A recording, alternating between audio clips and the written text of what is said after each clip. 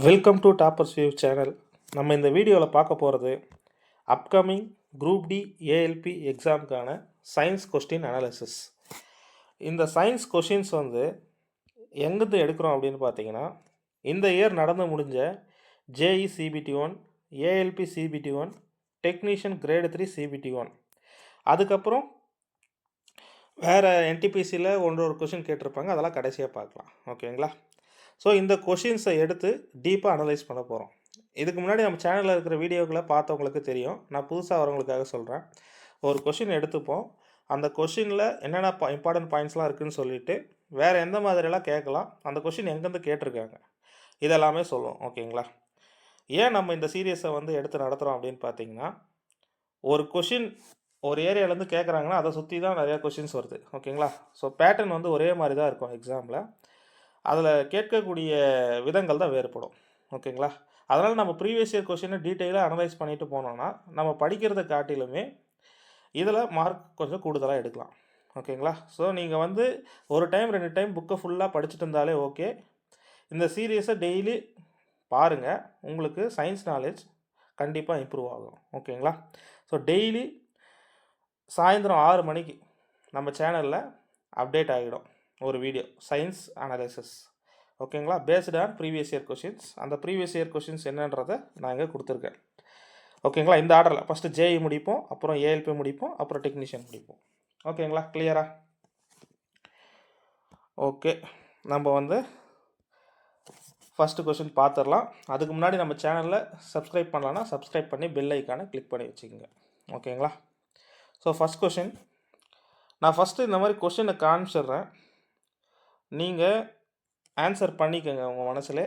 அதுக்கப்புறமா video pass பண்ணி answer பண்ணிக்கோங்க. அதுக்கப்புறம் ரெஸ்யூம் பண்ணி அனாலிசிஸை கேளுங்க.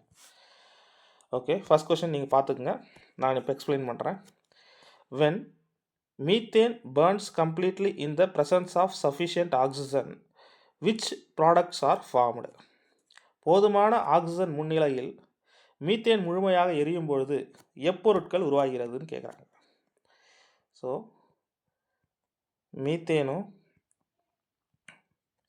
ஆக்சிஜன் முன்னிலையில் எரியும் பொழுது என்ன கிடைக்கும் அப்படின்னு பார்த்தீங்கன்னா, நமக்கு கார்பன் டை ஆக்சைடும் ஆக்சிஜனும் கிடைக்கும். ஓகேங்களா? வாட்டர் கிடைக்கும், H2O. பாருங்கள், இதுதான். இது நம்ம புக்கில் கெமிக்கல் ரியாக்ஷன்ற லெசன்லேயே பேசிக்காக கொடுத்துருப்பாங்க. ஓகேங்களா? மீத்தேனு எரியும் பொழுது கார்பன் டை ஆக்சைடும் வாட்டரும் கிடைக்கும். அப்போ கரெக்ட் ஆன்சர் பார்த்தீங்கன்னா ஆப்ஷன் 3. நெக்ஸ்ட் கொஸ்டின் போகலாம்.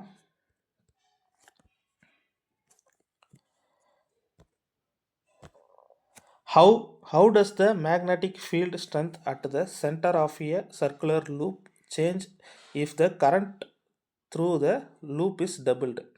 ஒரு வட்ட வடிவ சுருள் வழியாக பாயும் மின்னோட்டம் 2 மடங்காக அதிகரிக்கப்பட்டால் அச்சுருளின் மையத்தில் உள்ள காந்தப்புல செறிவானது எவ்வாறு மாறும்? ஸோ ஒரு சர்க்குலர் லூப்பில் நம்ம கரண்ட்டை 2 மடங்காக கொடுக்கும் பொழுது அதோடைய மேக்னெட்டிக் ஃபீல்டு ஸ்ட்ரென்த்தும் பார்த்திங்கன்னா 2 மடங்காக தான் ஆகும். ஓகேங்களா? ரெண்டுமே டைரக்ட்லி ப்ரொபோஷனல் தான். இங்கே பாருங்கள், இந்த ஃபார்முலா பின்றது மேக்னெட்டிக் ஃபீல்டு ஸ்ட்ரென்த்து. ஓகேங்களா? ஐன்றது கரண்ட்டு, ஆர்ன்றது அந்த சர்க்குலர் லூப்போடைய ரேடியஸ். ஓகேங்களா? அப்போது இந்த பியும் ஐயும் டைரக்ட்லி ப்ரொபோஷனல். அப்போ ஐ இன்க்ரீஸ் பண்ணால் பின்றது என்னது, நம்மளுக்கு மேக்னெட்டிக் ஃபீல்டு ஸ்ட்ரென்த். ஐ இன்க்ரீஸ் ஆனால் பியும் இன்க்ரீஸ் ஆகும். ஓகேங்களா? அதே பார்த்திங்கன்னா இந்த பியும் மேக்னெட்டிக் ஃபீல்டு ஸ்ட்ரென்த்தும் ரேடியஸும் பார்த்திங்கன்னா நமக்கு இன்வெர்ஸ்லி ப்ரொபோஷனலாக இருக்குது. ஓகேங்களா? ரேடியஸ் இன்க்ரீஸ் ஆனால் மேக்னெட்டிக் ஃபீல்டு ஸ்ட்ரென்த் குறையும். ஓகேங்களா? இந்த ஃபார்முலாவை ஞாபகம் வச்சுக்கோங்க. Magnetic field strength is equal to permeability into current divided by 2R. ஓகேங்களா? Next question.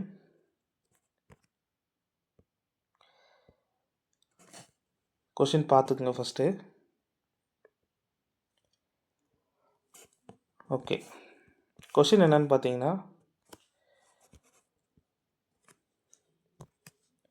when two aqua solution react inside a sealed flask from products, what happened to the total mass of the system?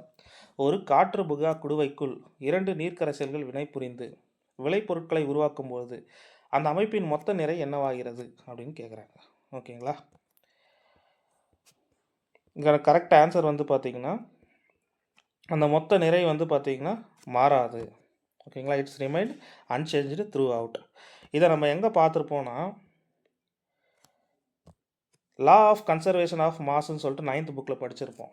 ஓகேங்களா? 9th புக்கில் கெமிஸ்ட்ரியில் second lesson பாருங்கள். கெமிஸ்ட்ரியில் வர்றதில் second லெசனில் law of conservation of mass கொடுத்துருப்பாங்க. ஓகேங்களா? 10th first லெசனில் கூட chemical ரியாக்ஷன்னு வரும் பாருங்கள், ஃபஸ்ட் லெசன் அதில் கூட கொடுத்துருப்பாங்க.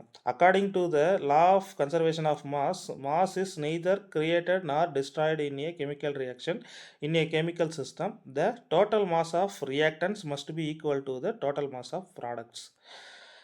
அதாவது ஒரு கெமிக்கல் ரியாக்ஷன் எடுத்துக்கணுன்னா மாஸை வந்து உருவாக்கவும் முடியாது, மாஸை வந்து அழிக்கவும் முடியாது. ஓகேங்களா? இந்த பக்கம் இருக்கிறது ரியாக்டன்ஸ். ஓகேங்களா? அதாவது லெஃப்ட் சைடில் இருக்கிறது ரியாக்டன்ஸு, ரைட் சைடில் இருக்கிறது வர்றது வந்து பார்த்திங்கன்னா ப்ராடக்ட். இது ஏபின்னு வச்சுப்போம். இது ஏன்னு ஒரு ரியாக்டன்ட்டு, பின்னு ஒரு ரியாக்டன்ட்டு. இது ரெண்டும் சேர்ந்து உருவாகிறது தான் ப்ராடக்ட். ஓகேங்களா?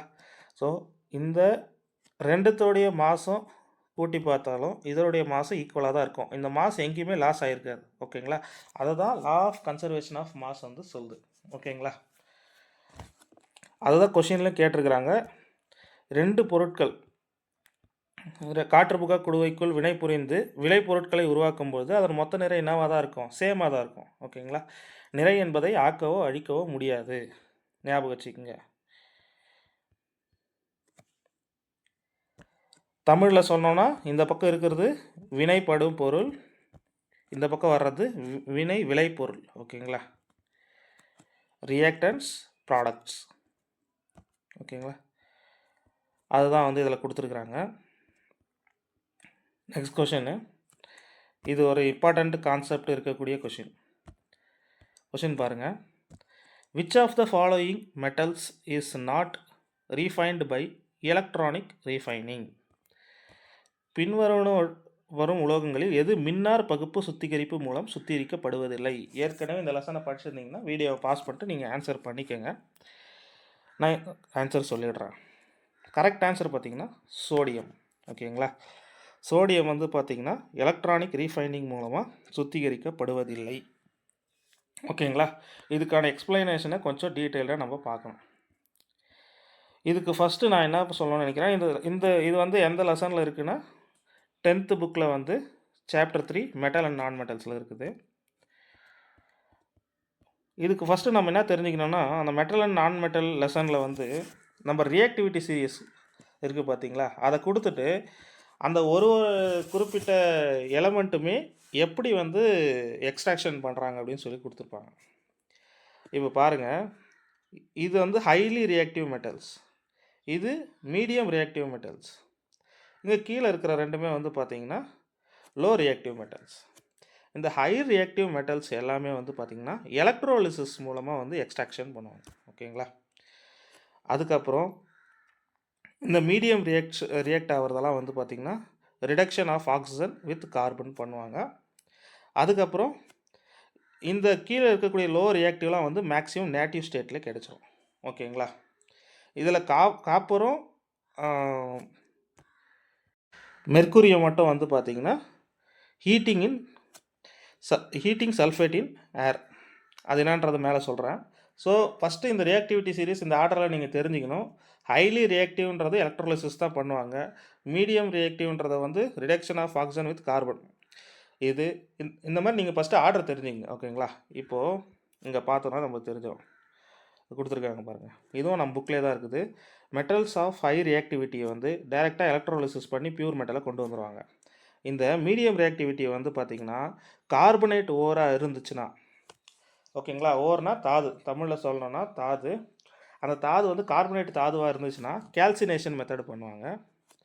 அதே வந்து பார்த்திங்கன்னா சல்ஃபேட் தாதுவாக இருந்துச்சுன்னா ரோஸ்டிங் மெத்தட் பண்ணுவாங்க. பண்ணிவிட்டு oxide of metal, reduction of metal process பண்ணி கடைசியாக ரீஃபைனிங் பண்ணிவிடுவாங்க. ஓகேங்களா?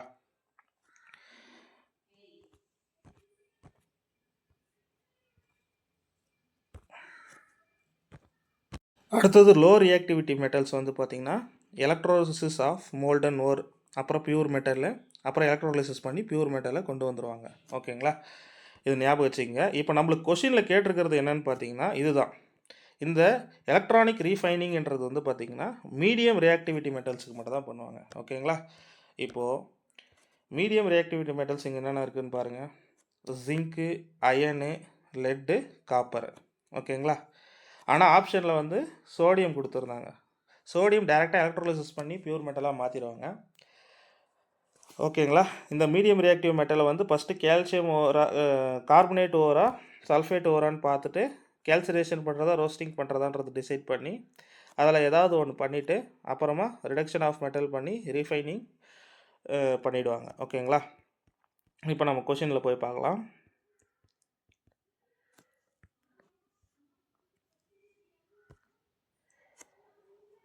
இங்கே பாருங்கள், எலக்ட்ரானிக் ரீஃபைனிங்கிறது வந்து பார்த்திங்கன்னா மீடியம் ரியாக்டிவ் மெட்டல்ஸ்க்கு தான். அப்போ காப்பரு, டின்னு, ஜிங்க்கெல்லாம் மீடியம் ரியாக்டிவில் வரும். சோடியம் வந்து வராது. டைரெக்டாக எலக்ட்ரோலிசிஸ் பண்ணுவாங்க. ஓகேங்களா? Not a electrolytic refining. ஓகேங்களா?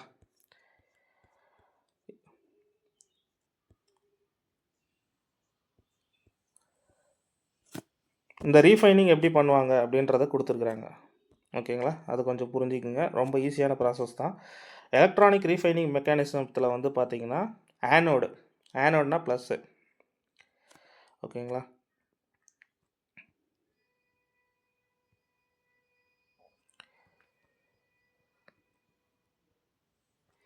இப்போ இது ப்ளஸ்ஸு ஆனோடு, மைனஸ்னால் கேத்தோடு. ஓகேங்களா? இந்த ஆனோடில் வந்து பார்த்திங்கன்னா எப்போவுமே இம்ப்யூர் மெட்டல்ஸ், என்ன மெட்டலோ அதை லிக்யூடாக இங்கே இருக்கும். ஓகேங்களா? என்ன மெத்தடில் எக்ஸ்ட்ராக்ட் பண்ணமோ அது லிக்யூடாக இதில் கொடுத்துருவாங்க. கொடுத்துட்ட பிறகு இம்ப்யூர் மெட்டல் வந்து எப்போவுமே ஆனோடில் போய் உக்காந்துரும். பியூர் மெட்டல் வந்து கேத்தோடு மைனஸில் போய் உக்காந்துரும். ஓகேங்களா?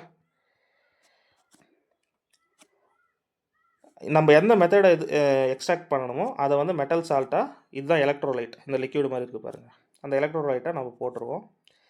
அதுக்கப்புறம் ப்ராசஸ் நடக்கும். ஓகேங்களா? அந்த எலக்ட்ரோலிசிஸ் ப்ராசஸ் நடக்கிறப்போ கீழே வந்து ஒரு படியும். ஓகேங்களா? அதை தான் ஆனோட் மட் அப்படின்னு சொல்லிட்டு சொல்லுவாங்க. இவ்வளோ தான் ப்ராசஸ்ஸு. இதையும் கேட்பாங்க. ஆனோடில் எதை வைப்பாங்க, கேத்தோடில் எதை வைப்பாங்க, எலக்ட்ரோலைட்டாக எதை யூஸ் பண்ணுவாங்க அப்படின்றதெல்லாம் கொஷின் கேட்பாங்க. ஆனோடு மட்டுன்னா என்னென்னு கூட கேட்டிருக்கிறாங்க. ஓகேங்களா? ஸோ தமிழ் மீடியம் படிக்கிறவங்களும் வந்து பார்த்திங்கன்னா இந்த மாதிரி சிம்பிளாக ட்ரான்ஸ்லேட் பண்ணி படிச்சிங்க. ட்ரான்ஸ்லேஷனில் ஆனோட் மட் இப்படி தான் கொடுத்துருப்பாங்க. ஒரு சில டைம் கரெக்டாக ட்ரான்ஸ்லேட் பண்ணுவாங்க, ஒரு சில டைமில் இப்படியே தான் கொடுப்பாங்க, ஆனோடு மட்டும்தான் கொடுப்பாங்களே. ஓகேங்களா? பியூர் தமிழில் ட்ரான்ஸ்லேட் பண்ணுவாங்கன்னு எதிர்பார்க்காதீங்க. அதனால தான் நான் கொஷின் வரைக்கும் தமிழில் கொடுக்குறேன். எக்ஸ்ப்ளனேஷன் வந்து உங்களுக்கு புரிஞ்சிடும்ன்றதுனால தான் நான் இங்கிலீஷ்லேயே சேர்த்து கொடுக்குறேன். ஓகேங்களா? கொஞ்சம் புரிஞ்சிக்க ட்ரை பண்ணுங்கள். ஓகேங்களா? ஸோ இப்போது எக்ஸாம்பிள் வந்து ஒரு காப்பர் ரீஃபைனிங் ஆகணுன்னா கூட ஆனோடில் வந்து பார்த்திங்கன்னா இம்ப்யூர் காப்பர் வந்து படியும், கேத்தோடில் பியூர் காப்பர் வந்து படியும். ஓகேங்களா? அப்போது அந்த எலக்ட்ரோலைட்டாக வந்து காப்பர் சல்ஃபேட் வந்து வச்சுருப்பாங்க. ஓகேங்களா? அதை தான் இங்கே கொடுத்துருக்குறாங்க. ஓரளவுக்கு இந்த மெட்டல் நான் மெட்டலில் எப்படி எக்ஸ்ட்ராக்ஷன் நடக்குதுன்றது புரிஞ்சிருக்கும்னு நினைக்கிறேன். இந்த டேபிளர் காலம் புரிஞ்சிச்சுனாலே இந்த டேபிளர் காலம், அதுக்கப்புறம் வந்து இந்த டேபிளர் காலம், இது ரெண்டும் இந்த ரியாக்டிவிட்டி சீரிஸ் படிச்சுட்டு எதெல்லாம் high reactive, medium reactive, low ரியாக்டிவ்னு சொல்லிட்டு இதை நீங்கள் மைண்டில் வச்சுட்டிங்கனாலே இதிலேருந்து கொஷின் கேட்டால் ஆன்சர் பண்ணிடலாம். ஓகேங்களா? பாதி மெட்டல் அண்ட் நான் மெட்டல் சாப்டர் ஓவர். இதை நீங்கள் புரிஞ்சுக்கினீங்கன்னா அப்புறம் இந்த கொஷின் பாருங்கள். When a man pushes a wall but the wall does not move, what is the work done by the man on the wall? ஒரு மனிதன் ஒரு சுவரை தள்ளும்போது அந்த சுவர் நகராவிட்டால் அந்த மனிதன் சுவரின் மீது செய்த வேலை என்ன? ஓகேங்களா? ஆன்சர் பண்ணுங்கள். நான் ஆப்ஷன் வந்து அப்படியே காட்டுறேங்க.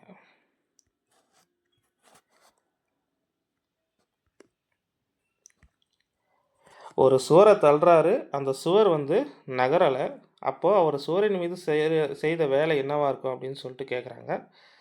வேலை வந்து 0வாக தான் இருக்கும். ஓகேங்களா, வேலை வந்து 0வாக தான் இருக்கும். இது வந்து நம்ம 9th ஃபிசிக்ஸ் புக்கில் இருக்குது. ஆப்ஷன் 1 தான் இது கரெக்ட் ஆன்சரு. 9th ஃபிசிக்ஸ் புக்கில் ஒர்க்குன்ற டாபிக் கீழே இது இருக்குது. இப்போது நம்மளுக்கு வேலை work is equal to force into displacement, அதாவது விசை பெருக்கல் இடப்பெயர்ச்சி. ஓகேங்களா, இப்போது இந்த கொஷினில் சொல்லியிருந்த மாதிரி ஒரு செவரை தள்ளும்போது அந்த செவரு நவரவே இல்லை. அப்போது அந்த இடத்துல இடப்பெயர்ச்சியே நடக்கலை.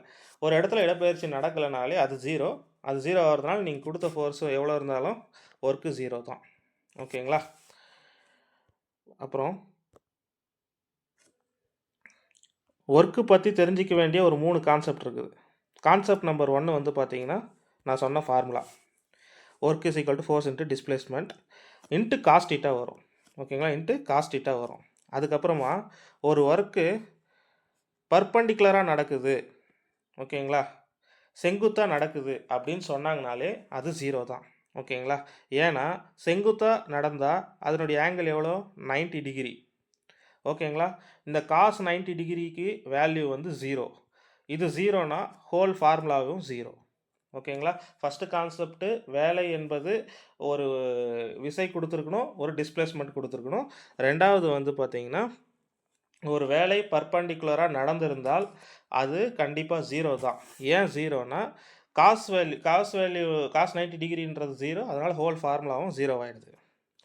அதுக்கப்புறமா நெகட்டிவ் ஒர்க்கு பாசிட்டிவ் ஒர்க், ஒரு வேலை நடக்கிற டைரெக்ஷன்லே இங்கே பாருங்கள், negative positive maximum work all require object move some direction without displacement is 0.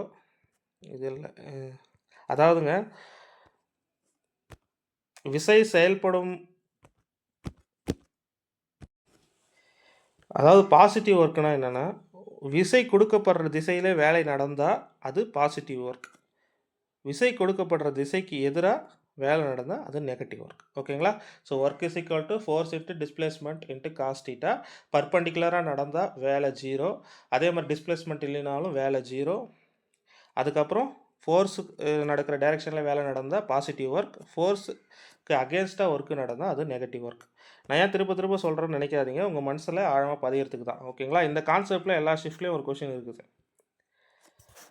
Next question, goal is primarily formed from. இங்கிலீஷில் பார்க்குறவங்க இதில் பாஸ் பண்ணிங்க, தமிழில் கொஷின் இது. நிலக்கரி முதன்மையாக இதில் இருந்து உருவாகிறதுன்னு கேட்டிருக்காங்க. ஆன்சர் நான் சொல்லிடுறேன். கரெக்டான ஆன்சர் வந்து பார்த்தீங்கன்னா layers of dead plant compressed over million of years. Option 4. பல மில்லியன் ஆண்டுகளாக அழுத்தத்திற்கு உட்பட்ட இறந்த தாவரங்களின் அடுக்குகள் காரணமாக தான் வந்து பார்த்திங்கன்னா நிலக்கரி உருவாகுது. ஓகேங்களா,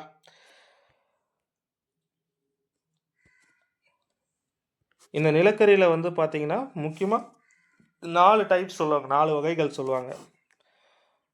இப்போது இருக்கிறதுல அதிகமான கார்பன் கண்டென்ட் இருக்கக்கூடிய ஒரு தூய நிலக்கரியாக ஆந்த்ராக்சைடு சொல்லுவாங்க. அதுக்கு அடுத்ததாக பிட்டுமினஸ், அதுக்கப்புறம் லிக்னைட், அதுக்கப்புறம் பிட். ஓகேங்களா, ஸோ இந்த ஆர்டர் ஞாபகம் வச்சுக்கோங்க. சில டைம் கார்பன் இருக்கிற ஆர்டரை வச்சு அசெண்டிங் டிசெண்டிங் ஆர்டர்லாம் கேட்பாங்க. இல்லைன்னா இருக்கிறதுலே ஹை கார்பன் கண்டென்ட் இருக்கிறது எது, லோ கார்பன் கண்டென்ட் இருக்கிறது எதுன்னு சொல்லி கேட்டிருக்கிறாங்க. ஓகேங்களா, நெக்ஸ்ட் கொஷினு, முக்கியமான question. If a convex mirror, இருங்க தமிழ்லையும் காமிச்சிட்றேன். If a convex mirror forms a point size image at it focus, where is the object located. ஒரு குவியாடி அதன் குவியத்தில் புள்ளி அளவிலான பிம்பத்தை உருவாக்கினால் அப்பொருள் எங்கு அமைந்திருக்கும். ஓகேங்களா, ஸோ நம்ம இந்த லைட் லெசனில் படிச்சிருப்போம். என்ன படிச்சிருப்போன்னா,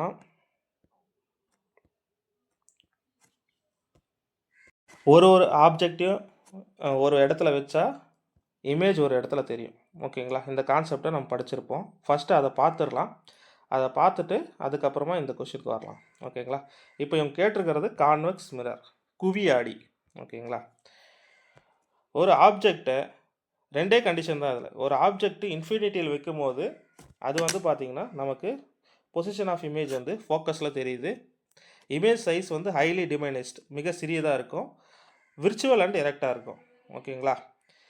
அதுக்கப்புறம் செகண்ட் கண்டிஷனில் வந்து பார்த்திங்கன்னா பிட்வீன் இன்ஃபினிட்டி அண்ட் போலில் வைப்பாங்க. நம்ம டயக்ராம்லேயே பார்க்கலாம் வாங்க. டயக்ராம்லேயே பார்த்தா தெரியும். இது வந்து ஒரு கான்வெக்ஸ் மிரர். ஓகேங்களா? ஸோ இந்த கொஷினில் சொல்லியிருக்கிற மாதிரி ஃபோக்கஸில் வைக்கிறாங்க. ஃபோக்கஸில் இன்ஃபினிட்டியில் வைக்கிறாங்க. இன்ஃபினிட்டியில் வச்ச ஆப்ஜெக்ட் வந்து ஃபோக்கஸில் தெரியுது. ஓகேங்களா? இன்ஃபினிட்டியில் வைக்கிற ஆப்ஜெக்ட் ஃபோக்கஸில் தெரியுது. அது வந்து பாயிண்ட் சைஸ் இமேஜாக இருக்குது. செகண்ட் கண்டிஷனில் வந்து பார்த்திங்கன்னா இன்ஃபினிட்டி அண்டு போலில் வைப்பாங்க. வச்சா போலுக்கும் ஃபோக்கஸ்க்கும் நடுவில் தெரியும். அது டிமைனைஸ்டாக இருக்கும், விர்ச்சுவல் அண்ட் டைரக்டாக இருக்கும். இந்த ரெண்டு கண்டிஷனை மனப்பாடமே பண்ணிடுங்க. ஓகேங்களா? புரிஞ்சிக்க ட்ரை பண்ணுங்கள். இல்லைன்னா அந்த ரெண்டு டேபிள் கடவும் அப்படியே பார்த்துக்குங்க. இவங்க கேட்டுக்கிறது அதுதான் பாருங்கள். Convex mirror forms point size image at its focus object is called. எங்கே வச்சுருப்பாங்க ஆப்ஜெக்ட், எங்கே வச்சுருப்பாங்கன்னு கேட்குறாங்க. இன்ஃபினிட்டி தான் வச்சுருப்பாங்க. ஓகேங்களா? அதே வந்து கான்கேவ் மிரரில் வந்து பார்த்திங்கன்னா நிறைய கண்டிஷன்ஸ் இருக்கும். கான்வெக்ஸ் மிரரில் ரெண்டே கண்டிஷன் தான். ஒன்று இன்ஃபினிட்டியில் வைப்பாங்க, இன்னொன்று இன்ஃபினிட்டிக்கும் போலுக்கும் நடுவில் வைப்பாங்க. ஓகேங்களா? ஆனால் கான்கேவ் மிரரில்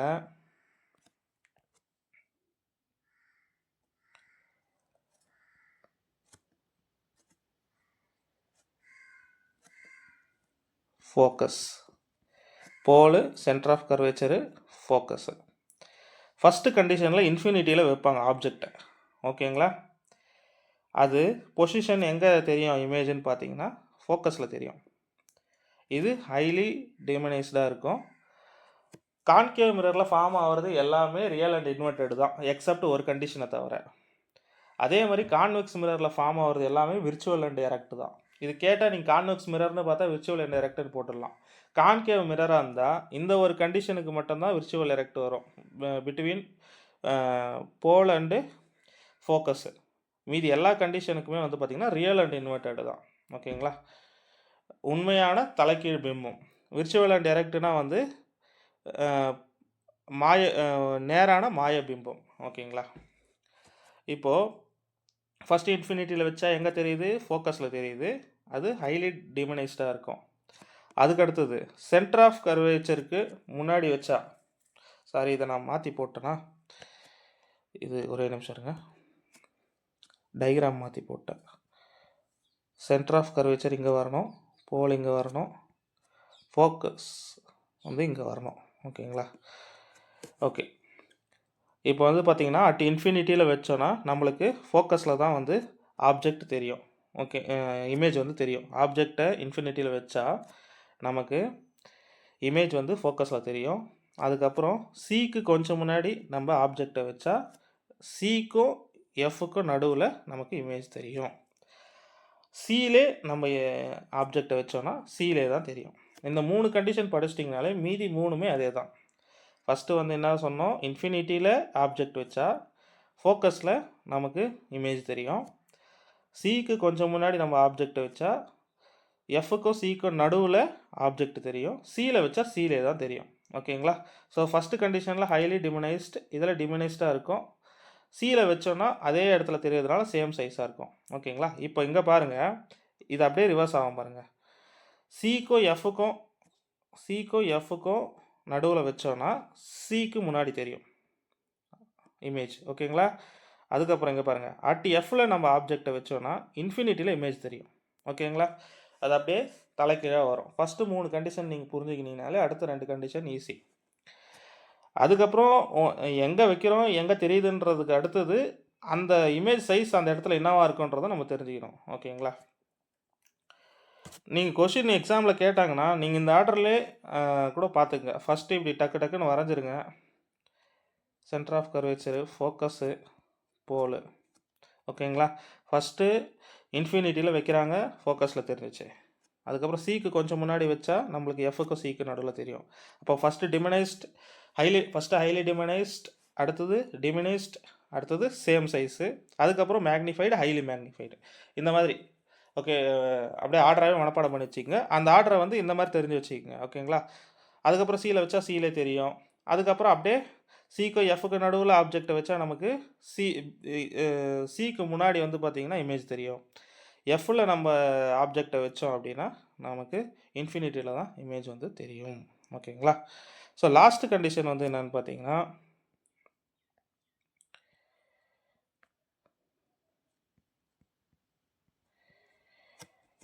எஃப்க்கும் பிக்கும் நடுவில் ஆப்ஜெக்டை வச்சா நமக்கு மிரருக்கு பின்னாடி தான் வந்து இமேஜ் ஆனது தெரியும். அது ரொம்ப மேக்னிஃபைடாக இருக்கும் அந்த ஒரு கண்டிஷனில். அதாவது மிரருக்கு பின்னாடி இமேஜ் ஃபார்ம் ஆனாலே அது வந்து விர்ச்சுவல் அண்ட் டைரக்ட் தான். அதனால தான் கான்வெக்ஸ் மிரரில் அந்த 2 கண்டிஷனுமே விர்ச்சுவல் அண்ட் டைரக்டாக இருக்குது. ஓகேங்களா? ஸோ இந்த ஒரு கொஷினை வச்சு நம்ம இந்த கான்செப்ட் ஃபுல்லாகவே வந்து உங்களுக்கு புரிய வச்சுருப்பேன்னு நினைக்கிறேன். எதனா டவுட்ஸ் இருந்தால் கமெண்டில் சொல்லுங்கள். ஓகேங்களா? ஸோ கான்வெக்ஸ் மிரர், கான்கேவ் மிரரில் எந்தெந்த இடத்துல ஆப்ஜெக்ட் வச்சா இமேஜ் எங்கே ஃபார்ம் ஆகும், எந்த சைஸில் ஃபார்ம் ஆகும், இதை நீங்கள் தெரிஞ்சுக்கினீங்கன்னா மேக்ஸிமம் ஒரு கொஷின் வந்துடுது இதில். ஓகேங்களா? ஓகே, இதுக்கு ஆன்சர் வந்து infinity, at infinity. Next question,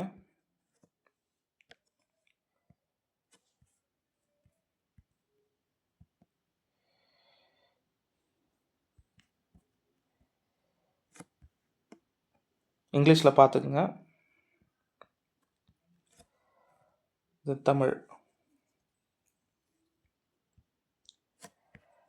okay, question என்னன்னா, why are cross breeding programmes between indigenous and exotic poultry breeds? உள்நாட்டு மற்றும் அயல்நாட்டு கோழி இனங்களுக்கிடையே கலப்பின பெருக்க திட்டங்கள் ஏன் மேற்கொள்ளப்படுகிறது? ஏன் மேற்கொள்ளப்படுகிறது அப்படின்னு பார்த்தீங்கன்னா, to develop new varieties with desirable traits.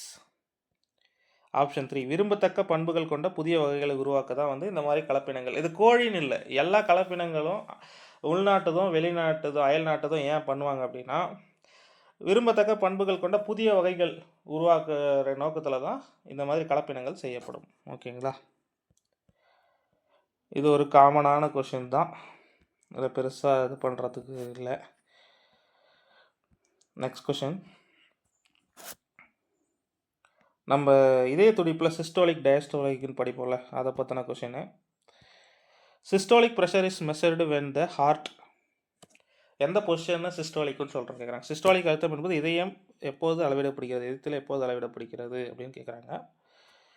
So correct answer தமிழில் ஆப்ஷன் பார்த்துக்குங்க.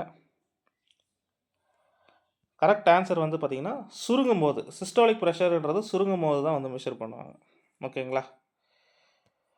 ஆப்ஷன் 4 கரெக்ட் ஆன்சர், சுருங்கும் போது, கான்ட்ராக்ட்ஸ். இது இப்போ ஜேஇயில் கேட்டாங்க, லாஸ்ட்டு என்டிபிசி கிராஜுவேட் சிபிடி 2ல் கூட கேட்டாங்க. ஓகேங்களா? சிஸ்டோலிக் அப்படின்னா இதயம் சுருங்கும் போது, அந்த பொசிஷன் நான் காட்டுறேன் பாருங்கள். சுருங்கும் போது சிஸ்டோலிக்னு சொல்லுவோம், விரியும் போது டயஸ்டோலிக்னு சொல்லுவோம்.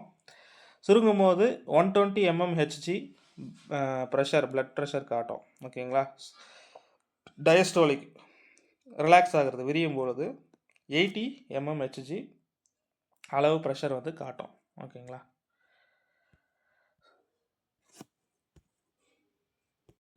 நெக்ஸ்ட் கொஸ்டின் போகலாம். இது வந்து செல் லெசன்லேருந்து வந்திருக்கக்கூடிய ஒரு கொஷினு. இங்கிலீஷில் கொஷின் பார்த்துங்க, Tamil.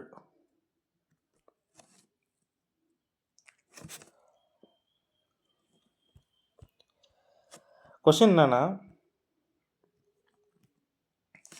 which cell organ is responsible for manufacturing of lipids in the cell? செல்லின் லிப்பிடுகளை உற்பத்தி செய்வதற்காக எந்த செல் நுண்ணுறுப்பு பொறுப்பாகிறது அப்படின்னு சொல்லி கேட்டிருக்கிறாங்க. கரெக்ட் ஆன்சர் வந்து பார்த்தீங்கன்னா ஆப்ஷன் 4, ஸ்மூத் எண்டோபிளாஸ்மிக் ரெட்டிகுலம். செல்லில் இருக்கக்கூடிய எண்டோபிளாஸ்மிக் ரெட்டிகுலம் வந்து பார்த்தீங்கன்னா ரெண்டாக பிரிக்கிறாங்க. ஒன்று ரஃப் எண்டோபிளாஸ்மிக் ரெட்டிகுலம், இன்னொன்று smooth endoplasmic reticulum. Rough endoplasmic reticulum வந்து பார்த்திங்கன்னா புரதங்களை உற்பத்தி பண்ணுறது, அதை மற்ற தேவையான இடங்களுக்கு கொண்டு செல்கிற வேலையை செய்யுது. ஸ்மூத் எண்டோபிளாஸ்மிக் ரெட்டிகுலம்ன்றது கொழுப்புகளையும் லிப்பிடுகளையும் உற்பத்தி செய்து அதை வந்து தேவையான இடங்களுக்கு எடுத்து செல்லுது. ஓகேங்களா? ஸோ இந்த கொஷினை வச்சு நம்ம செல்லில் இருக்கக்கூடிய ஆர்கான்ஸ் செய்யக்கூடிய முக்கிய வேலைகளை ஷார்ட்டாக பார்த்துடலாம். ஓகேங்களா? நான் ஸ்மூத் எண்டோபிளாஸ்மிக் ரெட்டிகுலம் என்ன பண்ணுதுன்றதை சொல்லிட்டேன். ஓகேங்களா? கொலஸ்ட்ரால், ஸ்ட்ராய்டு, லிப்பிட்ஸு இதெல்லாம் வந்து பார்த்திங்கன்னா உற்பத்தி செஞ்சு தேவையான இடத்துக்கு எடுத்துகிட்டு போய் கொடுக்குது. இது ஸ்மூத் எண்டோபிளாஸ்மிக் ரெட்டிகுலம். ஓகேங்களா? ரஃப் எண்டோபிளாஸ்மிக் ரெட்டிகுலம்ன்றது புரோட்டீனை உற்பத்தி செய்து அது தேவையான இடத்துக்கு எடுத்துகிட்டு போகுது. ஓகேங்களா? கோல்கை உறுப்புகள், கோல்கை அப்பரடஸ், இது வந்து பார்த்தீங்கன்னா அந்த உற்பத்தி செய்யப்பட்ட புரோட்டீனு, லிப்பிடு, இப்போது என்ன படித்தோம், ஸ்மூத் எண்டோபிளாஸ்மிக் ரெட்டிகுலம்ன்றது வந்து பார்த்திங்கன்னா லிப்பிட்ஸு, ஸ்ட்ராய்ட்ஸு உற்பத்தி பண்ணுது. ரஃப் எண்டோபிளாஸ்மிக் ரெட்டிகுலம் வந்து பார்த்திங்கன்னா புரோட்டீனை வந்து மேனுஃபேக்சரிங் பண்ணுது. அதை வந்து கொண்டு போய் எல்லா நுண்பொருட்களையும் கொண்டு போய் செல்லுக்கு தேவையான இடங்களை சேர்க்கக்கூடிய வேலையை கோல்கை அப்பரடஸ் செய்யுது. ஓகேங்களா? மைட்டோகாண்ட்ரியா பற்றி நம்மளுக்கு தெரியும். ஆற்றல் மையம், பவர் ஹவுஸ் அப்படின்னு சொல்லிட்டு சொல்லுவாங்க. அதில் ஏடிபி, அடினோசின் ட்ரைபாஸ்பேட் அப்படின்ற மாலிகுலும் அது உற்பத்தி பண்ணுது. ஸோ ஒரு எனர்ஜி ஹவுஸாக, பவர் ஹவுஸாக வந்து செல்லுக்கு இருக்கிறது எதுன்னு பார்த்தீங்கன்னா மைட்டோகாண்ட்ரியா. நெக்ஸ்ட்டு இதுதான் வந்து செல்லோட டயக்ராம். நம்ம புக்லேயே பார்த்துருப்போம், 9th புக்கில் இருக்குது. ஸோ அந்த லெசனை கொஞ்சம் இம்பார்ட்டண்ட்டாக ரிவிஷன் விட்டுக்குங்க. இப்போ நம்ம ஒரு ரிவிஷனே பண்ணலாம் செல்லு ஃபுல்லாக. ஓகேங்களா? ஸோ வேறு என்னென்ன ஆர்கான்ஸ் இருக்குது? பிளாஸ்மா மெப்ரைன். பிளாஸ்மா மெப்ரைன்ன்றது ஒரு அவுட்டர் மோஸ்ட் பவுண்ட்ரி. ஓகேங்களா? அனிமல் செல்லில் இருக்கும். பிளான்ட் செல்லில் இருந்தால் வெளியே வந்து செல்வால் இருக்க போகுது. ஆனால் அனிமல் செல்லுக்கு வெளியே இருக்கக்கூடிய பாதுகாப்பான உரையே வந்து பார்த்திங்கன்னா பிளாஸ்மா மெப்ரைன் தான். ஓகேங்களா? இதை வந்து செலக்டிவ் மெம்பரைன் அப்படின்னு கூட சொல்லுவாங்க. தேர்வு கடத்தி அப்படின்னு சொல்லுவாங்க. என்னென்னா தேவையானதை மட்டும் தேர்வு பண்ணி தான் உள்ள அனுமதிக்கும். அதனால தான் இதை வந்து செலக்டிவ் மெம்பரைன், தமிழில் வந்து தேர்வு கடத்தி அப்படின்னு சொல்லிட்டு சொல்லுவாங்க. நியூக்ளியஸ், உட்கருன்றது ஒரு மூளையாக செயல்படுது செல்லில். பிரெயின்னு சொல்கிறாங்க, செல்லோட பிரெயின்னு சொல்லிட்டு சொல்கிறாங்க. இதில் என்னென்ன இருக்குன்னா டிஎன்ஏ, குரோமோசோம்ஸு, அதுக்கப்புறம் வந்து பார்த்திங்கன்னா ஒரு சில ஜெனட்டிக் மெட்டீரியல்ஸ் வந்து அதில் இருக்கும். ஓகேங்களா? சைட்டோபிளாசம்ன்றது நம்ம அந்த செல் வரைஞ்சிட்டு ஒரு டாட் வைப்போம் பாருங்க, அந்த டாட் தான் வந்து சைட்டோபிளாசம். ஜெல்லி லைக் ஃப்ளூயிடாக இருக்கும் அது. ஓகேங்களா? நெக்ஸ்ட்டு அந்த லிக்யூட் தான் வந்து செல்லுக்கு ஸ்ட்ரக்சரை கொடுக்குது. ஓகேங்களா? எண்டோபிளாஸ்மிக் ரெட்டிகுலம் பார்த்துட்டோம். அதுக்குள்ளே ஸ்மூத் எண்டோபிளாஸ்மிக், ரஃப் எண்டோபிளாஸ்மிக் இருக்குது பார்த்துட்டோம். கோல்கை அப்பரடஸும் பார்த்துட்டோம். லைசோசோம்ஸ்ன்றது வந்து பார்த்திங்கன்னா தேவையில்லாத கழிவுகள் வந்து அகற்றுறதுல முக்கிய பங்கு வகிக்குது. அந்த தேவையில்லாத கிருமிகள் கூட சேர்ந்து இதுவும் அழிஞ்சு போயிடும். அதையும் அழிச்சு இதையும் அழிச்சிடும். இதுவும் அழிஞ்சிக்கும். அதனால் இதை வந்து சூசைடல் பேக்ஸ் அப்படின்னு சொல்லிட்டு சொல்லுவாங்க. தற்கொலை பை அப்படின்னு சொல்லிட்டு சொல்லுவாங்க லைசோசோம்ஸை. Mitochondria, power house of cell தெரியும். வாக்யூல்ஸ் வந்து பார்த்திங்கன்னா ஸ்டோரேஜ், இது சாலிட் அண்ட் லிக்யூட் கண்டென்ட்டை ஸ்டோரேஜ் பண்ண வைக்கக்கூடிய இடமா பிளான்ட் செல்ஸில் இருக்குது. அனிமல் செல்ஸில் இருக்குது, ஆனால் அது ரொம்ப ஸ்மாலாக இருக்கும். பிளான்ட் செல்லு தான் வாக்யூல்ஸ் பெருசாக இருக்கும். ஓகேங்களா? சாலிட் அண்ட் லிக்யூட் கண்டென்ட்டை அதெல்லாம் ஸ்டோர் பண்ணி வச்சுக்கோம். ஓகேங்களா? பிளாஸ்டிட்ஸ், இது வந்து ஃபோட்டோசிந்தசிஸ் நடத்துறதுல முக்கிய பங்கு வகிக்குது. நம்ம பார்த்துருப்போம்ல, முக்கியமாக குளோரோபிளாஸ்ட் உதவியோடு தான் வந்து ஃபோட்டோசிந்தசிஸே நடக்கும். ஒளிச்சேர்க்கை நடத்துறதுக்கு குளோரோபிளாஸ்ட் தேவைன்னு படிச்சிருப்போம். ஸோ நிறைய டைப் ஆஃப் பிளாஸ்டிட்ஸ் இருக்குது. ஓகேங்களா? ஸோ பிளாஸ்டிட்ஸ்னால் ஓவராலாக ஃபோட்டோசிந்தசிஸ்க்கு ஹெல்ப் பண்ணுது. ஓகேங்களா? இப்போ வந்து பார்த்திங்கன்னா கீ டிஃப்ரென்ஸ் அனிமல் செல்லுக்கும் பிளான்ட் செல்லுக்கும் என்னென்னு பார்த்தீங்கன்னா, பிளான்ட் செல்லில் செல்வால் இருக்கும். ஓகேங்களா? அதே மாதிரி பிளாஸ்டிட்ஸ் இருக்கும். வாக்யூல்ஸ் வந்து ரொம்ப பெருசாக இருக்கும். ஓகேங்களா? இது மூணும் வந்து அனிமல் செல்லில் இருக்காது. ஓகேங்களா? வாக்யூல்ஸ் மட்டும் சின்னதாக இருக்கும் அங்கே, அவ்வளோதான். ஓகேங்களா? இதுதான் கீ டிஃப்ரென்ஸு. அதுக்கப்புறம் செல்லோட ஃபங்க்ஷன் என்னன்னு பார்த்தீங்கன்னா ஸ்ட்ரக்சரையும் சப்போர்ட்டையும் தர்றது ஒரு ஆர்கானுக்கு. அதுக்கப்புறம் மெட்டபாலிசத்தில் இன்வால்வ் ஆகுது, ரீப்ரொடக்ஷனில் இன்வால்வ் ஆகுது, டிரான்ஸ்போர்ட்டில் இன்வால்வ் ஆகுது. ஓகேங்களா? ஓகே, இன்றைக்கி நடத்தின கொஷின்லாம் வந்து உங்களுக்கு புரிஞ்சிருக்குன்னு சொல்லிட்டு நம்புகிறேன். நீங்கள் உங்களுக்கு எதாவது டவுட்ஸ் இருந்தால் கமெண்ட் செக்ஷனில் சொல்லுங்கள். டெய்லி வந்து இதே மாதிரி 6 மணிக்கு கரெக்டாக நம்ம சேனலில் வீடியோ அப்டேட் ஆகிடும். நீங்கள் குரூப் டி ஆர் ஏஎல்பி இந்த மாதிரி சயின்ஸ் மேஜராக கேட்கக்கூடிய எக்ஸாம்ஸ்க்கு நீங்கள் ரெடியாக இருந்தீங்கன்னா இந்த சீரியஸை பாருங்கள். கன்ஃபார்மாக நீங்கள் டெஸ்ட் புக்லேயோ இல்லை வேறு எங்கேனா போய் நீங்கள் டெஸ்ட்டு போடுறப்போ உங்களுக்கு கண்டிப்பாக மார்க்ஸ் வந்து இம்ப்ரூவ் ஆகிறத நீங்கள் பார்ப்பீங்க. ஓகேங்களா? வேறு எதனா டவுட்ஸ்னாலும் நீங்கள் கம்பல்சரி கமெண்ட் பண்ணுங்கள், வீடியோவை ஷேர் பண்ணுங்கள், சப்ஸ்கிரைப் பண்ணி பெல் ஐக்கானை கிளிக் பண்ணி வச்சுக்கோங்க. நன்றி.